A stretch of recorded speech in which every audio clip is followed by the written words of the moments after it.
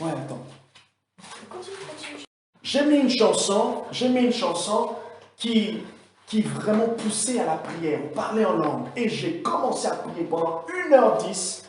J'ai dit après, à la fin, j'ai comme remarqué, je me suis dit, mais je parle en langue, mais là, à ce moment-là, mon parler en langue était différent. On dirait que j'avais j'étais révolté intérieurement. Mais en même temps, j'ai eu comme l'impression que l'expression de mon parler en langue était particulière. Et j'étais en train de dire, Dieu Seigneur, là, maintenant que je suis en train de prier, Papa, merci parce que tu ouvres le ciel. Merci parce que les anges sont en activité. Et j'avais comme l'impression que j'étais en train de discuter avec des gens. J'étais vraiment très offensif. Jusqu'à un moment où vous sentez comme si vous avez passé un cap. Une pression en fait. Vous êtes passé d'un stade et un moment comme si vous revenez dans le calme. Et ça, c'est le mécanisme de la prière, le mécanisme de la communion avec Dieu. Par moments, vous sentez que vous êtes plein dedans.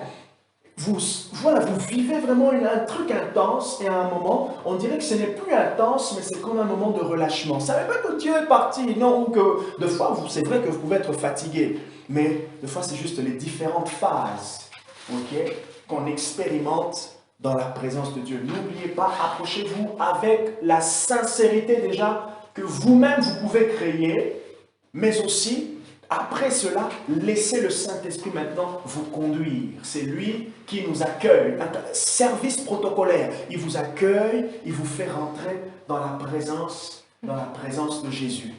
À chaque fois que vous prenez un temps de prière, c'est un moment de rencontre. Et autant vous avez les sujets, vous connaissez les sujets pour lesquels vous voulez prier, ça c'est bien. Jésus, il vous accueille comme ça. Mais Jésus aussi, il a ce qu'il veut vous donner lorsque vous prenez un moment avec lui. C'est beau, hein? Donc, vous faites votre liste de courses. Jésus aussi fait sa liste de courses pour vous.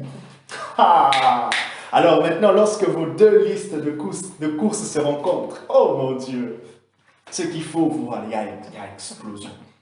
C'est pour cela, le Saint-Esprit nous conduit. Tu viens avec ta liste de courses et tu dis, ok, je le prends. Il l'amène vers Jésus. Jésus commence à regarder et dit, ah, moi aussi je suis d'accord, mais écoute, je vais réorganiser ça. Ou Jésus dit, ok, bon, on va aller dans ce sens-là. Et Jésus prend le temps maintenant d'aller avec toi et de répondre à ta liste de courses. Non, il dit, ici, tu vois. Des fois, tu ne te rends même pas compte, mais Jésus ne te dit pas que là, tu as été égoïste, mais il travaille ton égoïsme. Il travaille ton intérieur. Il ne t'a rien dit, mais il travaille. Désolé. Ok. Donc, je vais prier pour Fallen.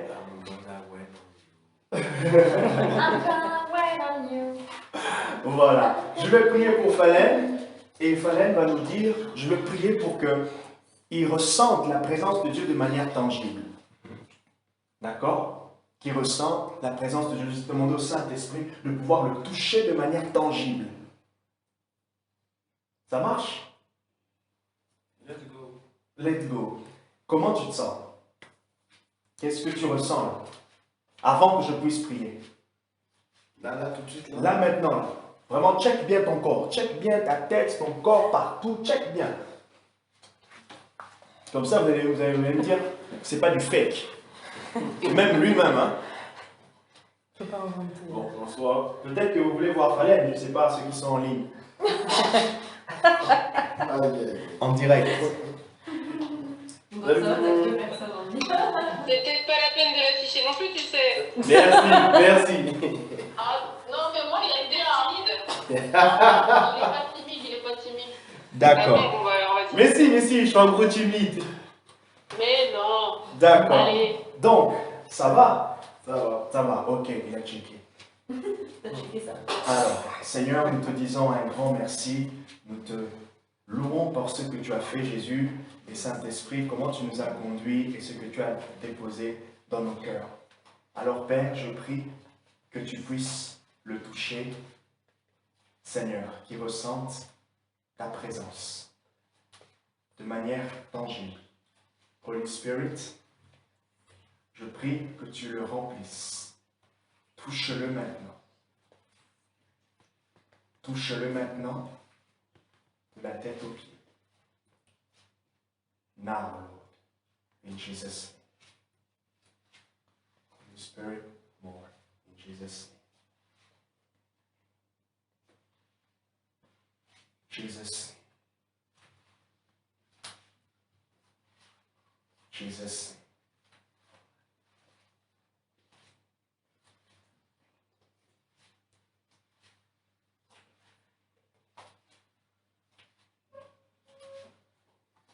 Alléluia. Comment le décrire? Vas-y. Je ne sais pas quoi dire. Hein. Oui. Bon, en soi, déjà, j'ai ressenti vraiment une petite différence. Mais là, c'était plus dans le sens où je me sentais léger. Parce qu'avant, tu te sentais lourd. Je dirais pas lourd, mais genre, c'était pas non plus comme un pamplemousse. Genre, Ça va, il est fort, hein. Il se sent léger, d'accord. Ok. ouais, je me sentais un peu comme léger, comme vraiment. Comme si quelque chose m'apaisait intérieurement. D'accord. Ok. D'accord. Vous avez entendu, non? Donc, au tout début, il a checké et il se sent, ça va, voilà, il était, j'appelais simplement qu'il ait la conscience d'un moment, à un moment précis, comment il se sent, ok, tout son corps en fait. Et là, après avoir prié, il a senti quelque chose, ok. Alors, est-ce que moi, je commande au Saint-Esprit? Non, je ne donne pas l'ordre au Saint-Esprit. Non, ok? C'est juste que je je travaille, je collabore avec le Saint-Esprit pour exprimer quelque chose. Vous allez comprendre là où je vais en venir. Je vais reprier, ok? Je vais redemander au Saint-Esprit que sa présence, le Saint-Esprit est en lui. Mais je veux qu'il puisse faire une expérience de l'Esprit touché, tangible. Que la présence de l'Esprit augmente en intensité. Saint-Esprit, nous te remercions d'augmenter en intensité sur lui. Tu vas prier après moi. Saint-Esprit, augmente en intensité sur mon corps. Maintenant. Que je te ressente encore plus. Encore plus qu'avant. Laisse-moi prier. Saint-Esprit, tu l'as écouté. Tu as entendu sa prière, tu as entendu la mienne. Merci d'augmenter. In Jesus' name. Merci d'augmenter. In Jesus' name. In Jesus' name. Merci d'augmenter, Seigneur, sur tout son corps. Merci d'augmenter, Jésus, sur tout son corps. Alléluia. Yes. Yes.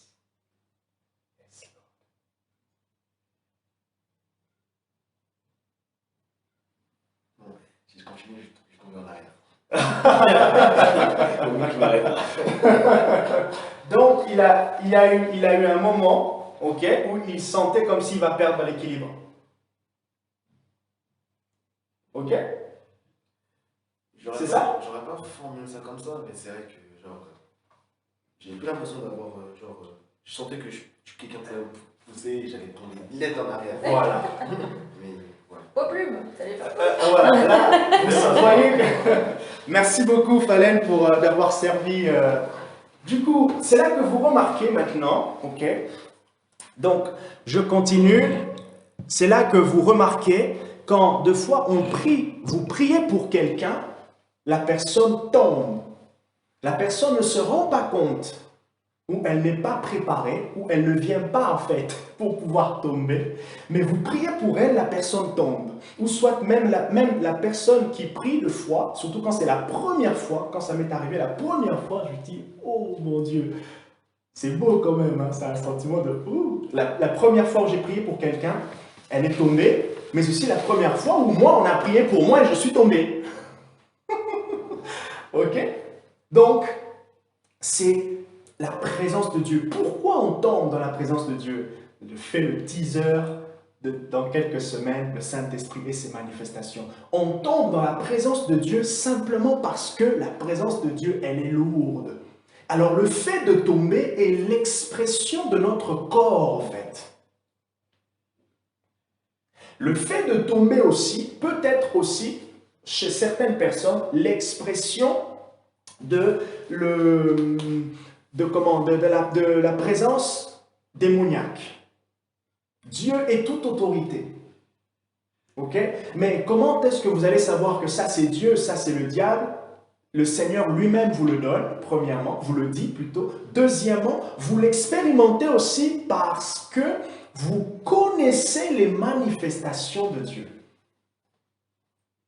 On ne peut pas aimer le Saint-Esprit et rejeter ses manifestations. Parce que la manière dont il se manifeste, ça va. La manière dont il se manifeste, il peut se manifester de plusieurs manières. Il pouvait ressentir une forte joie. Et il commence à rire. Et vous?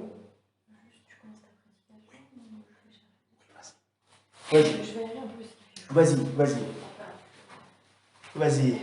Donc voilà, ceux qui nous suivent, ceux qui écouteront l'audio et ceux qui suivront soit directement sur YouTube, voilà, nous sommes dans une réunion où les choses se passent de manière authentique, sans enregistrer, sans montage. Donc vous entendez les bruits des fenêtres, les bruits de portes, donc ça fait partie de l'ambiance de la réunion. Ça va? Ça va, Falen? Sacrée expérience? Ça va, ça va. Tu te sens comment?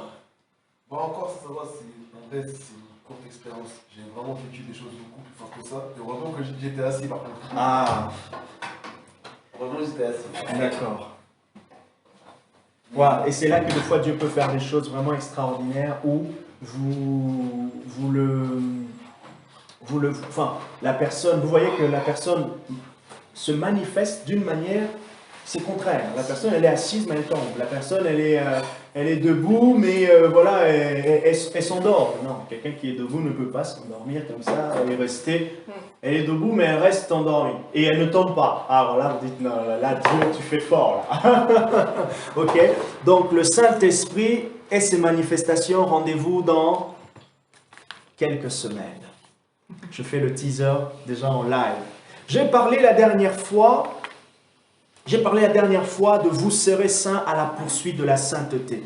J'ai énoncé l'importance de la sainteté pour notre vie et le point abordé, c'était pourquoi la sainteté. Je vous ai donné 7 points importants sur le bénéfice, je peux dire, ou les avantages de la sainteté pour notre vie chrétienne.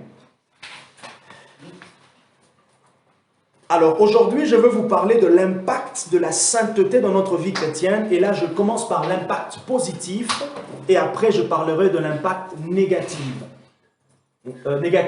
C'est ça, de la sainteté dans notre marche avec Dieu.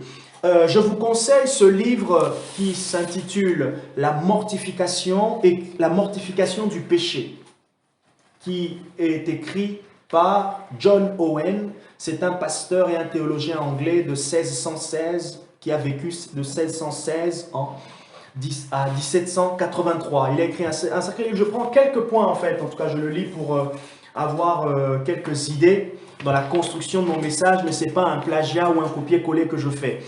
Rassurez-vous. Et ce livre fait partie des cadeaux que j'ai reçus pour mes 32 ans de la part de... Je dis le nom ou je tais le nom? Je dis le nom de la part de Kali. Amen, mais t'étais pas obligé de le dire. Voilà. Mais t'es gentil. Elle est dévoilée. Quand même. Elle est dévoilée. Alors, donc, Ketia aussi m'a offert un très très bon livre. Je ne l'ai pas encore lu, mais c'est un très bon livre. Je ne l'ai pas encore lu, je l'ai commencé à le feuilleter. Il est lourd, Ketia, je te jure. Mon Dieu. Il est très lourd, effectivement. C'est quoi? L'homme spirituel, The Watchman Nee. Alors, donc je veux vous parler de l'impact de la sainteté dans notre vie chrétienne. Je vais être un peu plus rapide, mais rassurez-vous, ce sont des points très intéressants. Et rassurez-vous aussi, on se laisse conduire par le Saint-Esprit et j'aimerais quand même, j'ai le temps de pouvoir avancer et finir mon message. L'impact de la sainteté dans notre vie chrétienne. Dans l'impact positif de la sainteté dans notre vie chrétienne. Notre texte de base, nous allons peut-être pas le lire, les textes de base utilisés sont 1 Pierre chapitre 1 versets 13 à 17 ainsi que 2 Thessaloniciens le chapitre 4 à partir du verset 1 jusqu'au verset 12. Je répète, 2 Thessaloniciens, le chapitre 4, à partir du verset 1 au verset 12, ainsi que 1 Pierre, le chapitre 1, du verset 13 au verset 17. Dans 2 Thessaloniciens, l'apôtre Paul nous encourage à progresser dans la sainteté. Cet auteur, John Owen, a dit un truc qui est intéressant. Il a dit, le péché, il est en nous, il ne sera pas, nous n'allons pas le, il ne va pas se, je suis en train de perdre mes mots, il n'est pas totalement débarrassé de nous.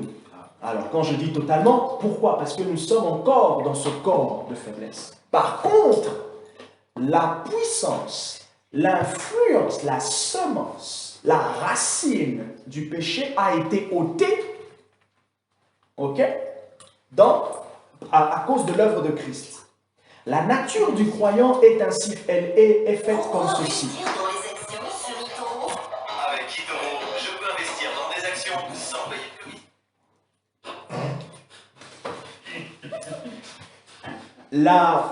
La nature du croyant, désolé pour ce petit désagrément, la nature du croyant est comme si il est renouvelé, d'accord? Il est renouvelé, il a une nouvelle nature, il est une nouvelle créature, 2 Corinthiens 5, 17. Et maintenant, en plus, ou en ce qui permet à vivre de manière effective, la nouvelle nature, c'est le Saint-Esprit qui habite en nous. Notre force pour progresser, comme a dit Paul, dans la sanctification, qui est le désir de Dieu, c'est parce que Dieu ne nous a pas simplement donné une nouvelle nature, mais il nous a donné aussi la force pour que la nouvelle nature s'exprime.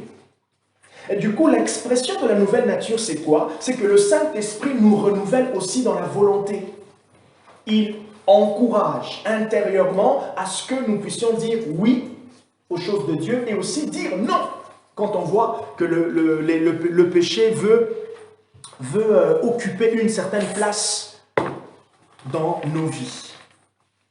La semaine prochaine, peut-être, ou la semaine d'après, je parlerai, mais ça sera peut-être plus dans un format question-réponse de la mortification du péché. Simplement pour nous donner un peu les clés, comment on peut être victorieux dans certains domaines par rapport au péché. Les bénéfices positifs de la sainteté dans notre vie chrétienne sont ceux-ci. Premièrement, il fortifie, plutôt la sainteté, elle fortifie ou elle solidifie notre communion avec Dieu.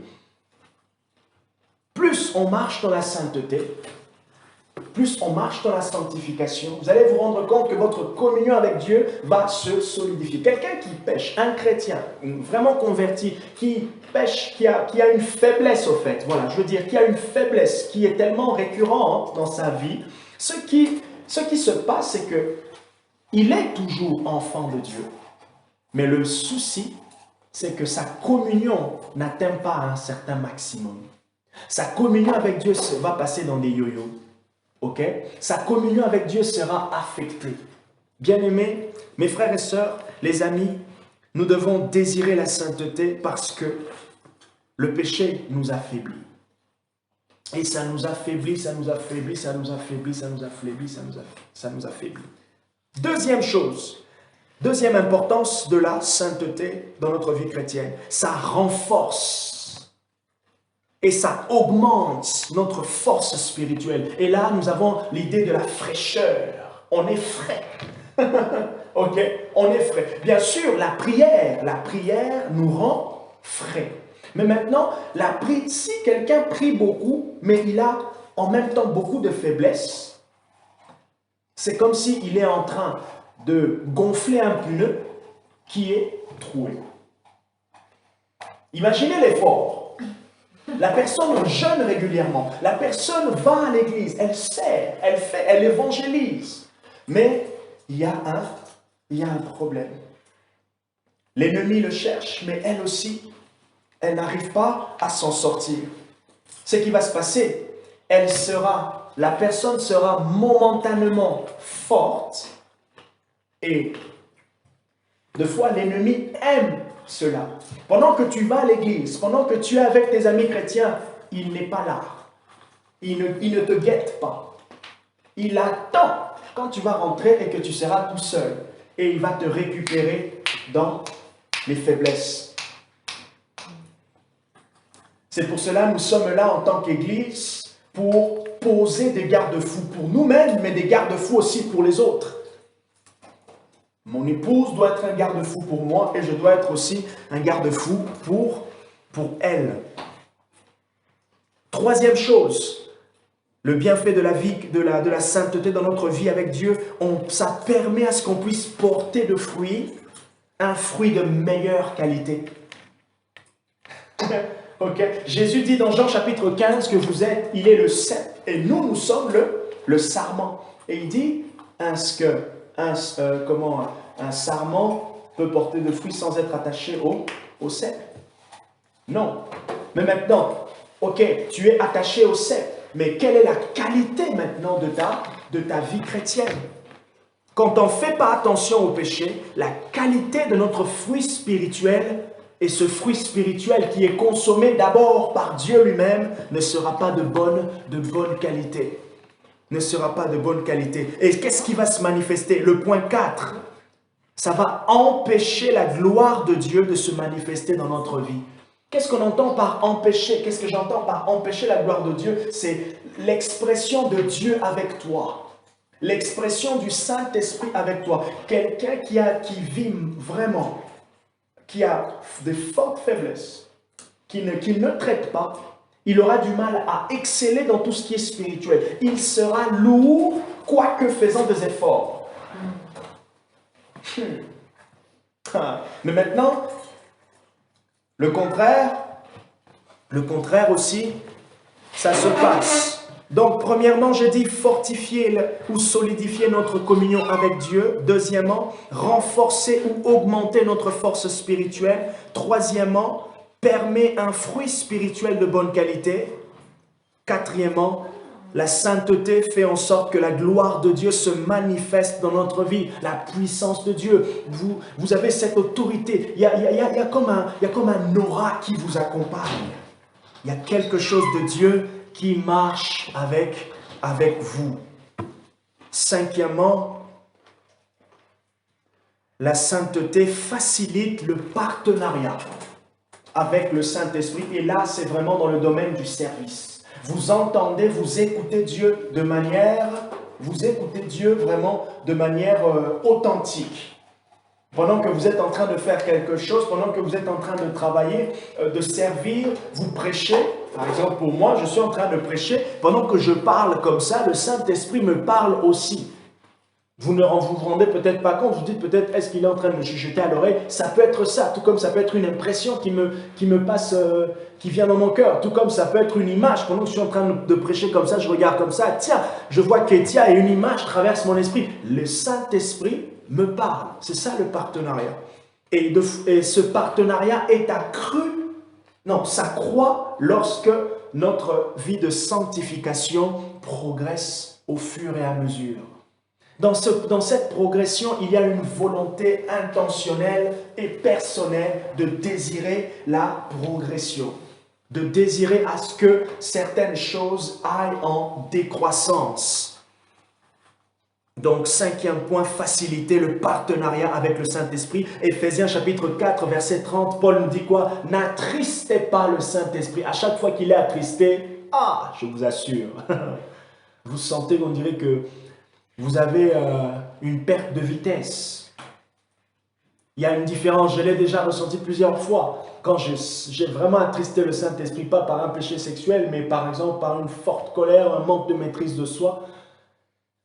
Si quelqu'un vient me demander quelque chose spirituel, je veux lui parler, mais je sais que je serai tellement terre à terre. Et moi-même, je sais que je ne peux pas aller loin. Pourquoi je ne peux pas aller loin? Parce que ma communion a pris un coup. Pourquoi je ne peux pas aller loin? Parce que je sais qu'il faut que je restaure quelque chose. et je sens comme un vide. Vous sentez comme si vous ne percez pas. Et le domaine de la révélation, petite parenthèse que j'ouvre, le domaine de la révélation s'inscrit comme ceci. C'est comme si Dieu par moment vient avec force et vous percez un mur. D'ailleurs, révélation, c'est une information qui est extérieure à vous. Et le domaine de la révélation, puisque c'est le Saint-Esprit qui vous le donne, lorsque vous êtes en bonne communion, vous avez une bonne communion avec lui, il peut vous donner à n'importe quel moment. À n'importe quel moment, il peut vous parler et vous savez qu'il vous a parlé. Ok? Donc, une vie de sainteté, ça facilite le partenariat avec Dieu. Et des fois, on voit, il y a des chrétiens, ils sont chrétiens, nous sommes chrétiens, mais on ignore où le partenariat avec le Saint-Esprit est tellement faible. Ils ne savent pas. Et vous pouvez voir chez d'autres chrétiens, on dirait que Dieu est leur ami, quoi. On dirait que Dieu est leur ami. Il dit ceci, il dit cela. Il dit ceci, tac, ça se fait. Il dit ceci, mais c'est bizarre. Et du coup, ceux qui ne comprennent pas le mécanisme vont dire « Ah, ça c'est du fake, ça c'est le diable, faites attention. D'ailleurs, les faux prophètes, d'ailleurs, dans les derniers temps, dans les derniers jours, il y aura ceci, il y aura cela. » On sort tellement des passages et pourtant, on oublie que Dieu, il est disponible avec tout le monde. J'aime bien la phrase d'un auteur que j'ai lu qui s'appelle Oswald Chambers. Il a dit un truc « Chacun fixe le cercle d'intimité qu'il désire avec Dieu. » Vous m'avez déjà peut-être entendu dire ça. Chacun de nous fixe le cercle d'intimité qu'il désire avoir avec Dieu. Pourquoi il a utilisé cette idée de fixer le cercle d'intimité? Parce qu'il avait dit dans son article que Jésus avait 3 cercles de disciples. Il y avait le cercle des 70 que l'on voit dans Matthieu chapitre 10. Il y avait le cercle de 12 que l'on voit pratiquement dans tous les évangiles, un peu plus régulièrement. Jésus marchait avec ses disciples. Et on voit aussi le cercle de 3 qui ont bénéficié de certaines expériences particulières, notamment la transfiguration. L'une des expériences qui a marqué la vie de l'apôtre Jean. Ouais, mais ce point de vue, il est compliqué à adopter parce que, quelque part, c'est Dieu qui a choisi de leur montrer ça à eux. C'est vrai. Alors, ce qu'il voulait dire par là, c'est que il parlait de l'intimité. Ok? Il faut comprendre toujours ces deux choses qui marchent ensemble. C'est vrai que dans le texte de la transfiguration, il est dit que Jésus choisit. Il appela tel disciple et il les prit pour aller avec lui. Pourquoi Jésus n'avait pas choisi les autres? Je ne peux pas vous dire pourquoi, quelle était la raison. Ok? Mais maintenant, ce qui est bien maintenant, c'est que tous nous avons maintenant aujourd'hui accès à la même grâce. Rappelez-vous, je parlais une fois, je vous ai dit, c'est comme si vous allez dans un restaurant chinois, vous avez tous le buffet à volonté, à vous d'établir le nombre de retours que vous voulez en fonction de votre faim. Et l'une des choses qui nous permet de grandir dans l'intimité avec Dieu, c'est la soif spirituelle. Si vous avez tellement faim de Dieu, vous vous rassasiez, mais vous revenez encore, vous n'hésitez pas, vous allez toujours être rassasié. Et ça veut dire quoi? Vous allez toujours être en bonne santé spirituelle. Vous allez être en bonne santé spirituelle. Et être en bonne santé spirituelle, ça veut dire beaucoup de choses. Je pense que j'ai un peu répondu à ta question, mais on pourra y revenir quand on va s'appeler. Sixièmement, et peut-être dernier point, la bonne santé spirituelle permet à la puissance de Dieu de se manifester sur moi de manière authentique. Le Saint-Esprit opère avec des gens qui marchent bien avec lui. Bon, dit comme ça, on dirait qu'il est quelqu'un de problématique. Non. Notre relation avec le Saint-Esprit est une relation, je vous conseille pour ceux qui parlent anglais, un livre qui s'appelle The Sensitivity of the Spirit. Ce livre explique comment la personnalité du Saint-Esprit est tellement fragile.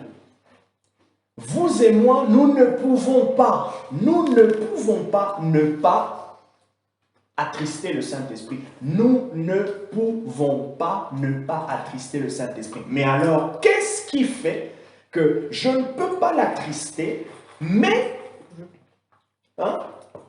je peux m'efforcer à créer un cadre qui est de plus en plus sain pour que ma communion avec lui soit de plus en plus efficace.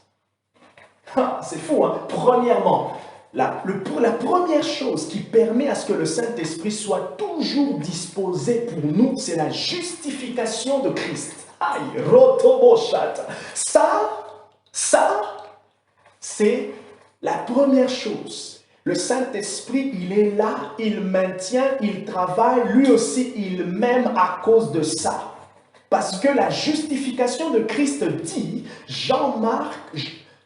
que Jean-Marc est saint, est déclaré saint, non pas à cause de ses œuvres de sainteté, non pas parce qu'il aura établi une certaine discipline, mais parce que Jésus lui a déclaré saint. L'a déclaré saint. Casier judiciaire vide. Ancien pécheur justifié. Imaginez un détenu, le juge vient lui dit, monsieur tel, vous êtes déclaré saint, votre casier judiciaire est effacé là maintenant. Et c'est ce que Jésus a fait. Ce n'est pas simplement Dieu qui le connaît, hein. Même le diable sait que notre casier judiciaire est effacé. Alors ça, le Saint-Esprit, il y tient. Voilà pourquoi il est maintenant. Je vais prendre cet exemple. Imaginez, votre communion avec lui, c'est comme le mur. Ok? Un enclos. Votre communion avec lui, c'est un enclos. Maintenant, quand on a des faiblesses qu'on n'arrive pas à traiter, qui nous tiennent encore, je sais pas, bref, toutes ces choses-là qui tournent autour du péché, c'est comme si l'esprit, il n'est pas à l'intérieur. C'est juste une image, hein? C'est juste une image pour vous expliquer juste la communion. L'esprit n'est pas à l'intérieur, mais il est juste autour. Il est autour. Spirituellement, votre justification devant Dieu, elle reste intacte. Vous êtes saint. Mais maintenant, l'application, la marche, ok, la visibilité, si je peux dire, de cette sainteté dont vous jouissez spirituellement, elle n'est pas exprimée. Maintenant, le Saint-Esprit, il tourne autour.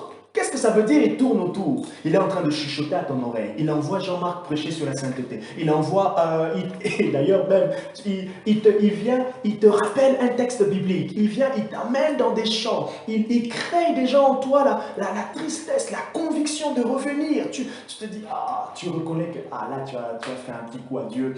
Mais il faut que tu reviennes. Mais tu sens comme si, tu reviens, mais Seigneur, est-ce que tu vas encore m'aimer? Seigneur, est-ce que tu vas encore faire ça? Seigneur, est-ce que tu penses que t'es...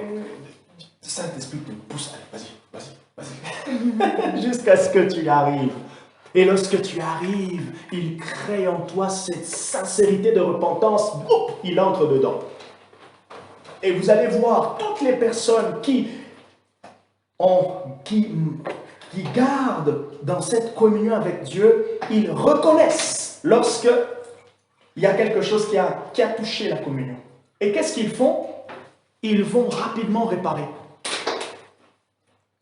Ok? 6 bénéfices de la sainteté dans la vie chrétienne. 6 bénéfices de la sainteté dans la vie chrétienne. La force spirituelle, fortifie notre communion avec Dieu, augmente notre force spirituelle, permet un fruit spirituel de bonne qualité.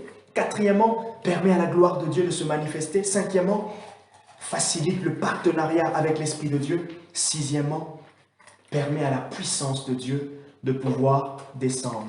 Vous voulez œuvrer avec Dieu dans la puissance. La sainteté sera votre force, solide fondement. Et je crois que je vous ai déjà raconté, une fois je priais pour l'onction. J'ai pris au moins 40 jours, je jeûnais pendant presque tous les mois. Je jeûnais au moins 2 ou 3 fois par semaine. Pendant que je priais pour l'onction, j'avais l'impression que Dieu était en train de traiter mon péché ou toutes les faiblesses que j'avais. Je sors, je rentre dans un temps de prière. Quand je sors comme ça, je suis électrique. Je me prends la tête avec Barbara. Et je vous assure, j'avais remarqué que lorsque je priais pour l'onction, j'étais très sensible envers Barbara. Je me dis, mais c'est bizarre. Et du coup, à un moment, j'ai arrêté de prier pour l'onction. Et rien ne s'est passé. On dirait que j'étais calme. Je reprends pour prier pour l'onction. Je dis, mais Seigneur, non, attends, là, il y a quelque chose que je ne comprends pas là. Et petit à petit, Dieu a commencé à m'expliquer. Et c'est là que j'ai compris que le chemin, en fait, vers l'onction, bien sûr, c'est pas un chemin qui nous appelle à beaucoup à la... Enfin, bien sûr, la prière est importante, mais dans ce cheminement de la prière, ce que Dieu traite, c'est le vase. Dieu traite la personne. Ok? L'onction est disponible, mais Dieu doit travailler le vase pour que le feu puisse descendre. Est-ce que ça va? Alléluia. Les impacts négatifs de la sainteté, donnez-moi 5 minutes, les impacts négatifs du manque de sainteté, les impacts négatifs du manque de sainteté dans notre vie chrétienne. Bien évidemment, vous savez que le manque de sainteté nous affaiblit, je le dis tout à l'heure. Le manque de sainteté dans notre vie chrétienne permet à l'ennemi de nous accuser. Et le diable aime jouer ce rôle d'accusateur. Il l'aime. Et il va vous accuser envers Dieu, mais surtout il va chuchoter dans vos pensées, dans nos pensées, nous faisant croire que Dieu, il a été vraiment déçu. C'est vrai, le Saint-Esprit a attristé, mais le Saint-Esprit ne nous quitte pas. Mais l'ennemi va vous faire croire que le Saint-Esprit, il a été tellement attristé, comme s'il avait vu les larmes de l'Esprit. Il a été tellement attristé que l'Esprit a dit, mais non, j'en ai tous les... Il vous emmène, il vous plonge dans une culpabilité énorme. Et il aime faire ça. S'il peut vous emmener dans la culpabilité, il va vous emmener et il va faire en sorte que cette culpabilité vous affecte profondément, même si vous allez vous relever, mais vous prenez le temps pour vous relever. Mais non, pendant que vous prenez le temps pour vous relever, quoi? Pendant que vous prenez du temps pour vous relever, oh là là, il est content. Il ralentit. Il vous a ralenti. L'ennemi aime nous ralentir. Mais gloire soit rendue à Dieu, nous avons comme rempart l'œuvre de Jésus, la justification et le Saint-Esprit. Toutes ces choses crient, ça continue à parler.